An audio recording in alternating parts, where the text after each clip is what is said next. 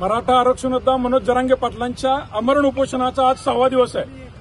सरकार अजूनही या बाबतीत गांभीर्याने घेत नाही. मागील 10 महिन्यात 5व्यांदा उपोषणाला बसलेल्या जरांगे पाटलांच्या मृत्यूची सरकार वाट बघतंय का? हा विषय एवढा क्रिटिकल झालेला आहे.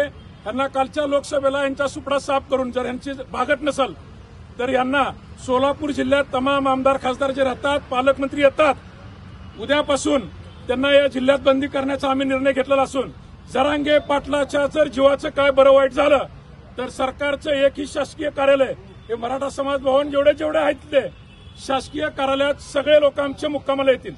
मग सरकारला खूप अवघड जाईल. आमची विनंती आहे सरकारला, त्या माणसाचा तिळकिळ रोज दिवस चाललेला आहे, त्याचं रक्त रोज आटतंय आणि सरकार जर या बाबतीत गांभीर्यानं घेणार नसेल तर सर्व शासकीय कार्यालय सोलापूर शहर व जिल्ह्यातील हे सर्व मराठा बांधव मुक्कामाला इथे येतील. शंभूराजे देसाई सध्याला शिष्टाई करतात असं कळतंय. त्याचबरोबर बाकीचे आमदार आहेत, खासदार आहेत, त्यांच्या ठिकाणी जरांगे पाटलांना भेटीसाठी जातात. नेमकं काय सांगा? आज 6वा दिवस आहे. 6 दिवस झालं आपल्या जिल्ह्यातले एक आमदारकीचा प्रयत्न करतायत. आले का फळ? आहे का तर सकारात्मक काय प्रतिसाद सरकारचा? कोण कुठे चाललंय, कोण कुठे चाललं बघताय सगळे. हे सरकारचं वागणं मराठा समाजावर, ज्या समाजाची महाराष्ट्रातली संख्या 32% आहे, त्या समाजाबरोबर सरकारचं हे वागणं बरोबर नाहीये. तुम्ही जर अशी सापत्नकाची भावाची वागणूक देणार असाल तर मग तुमचा विधानसभेला बी नक्कीच चांगला विचार करण्यात येईल.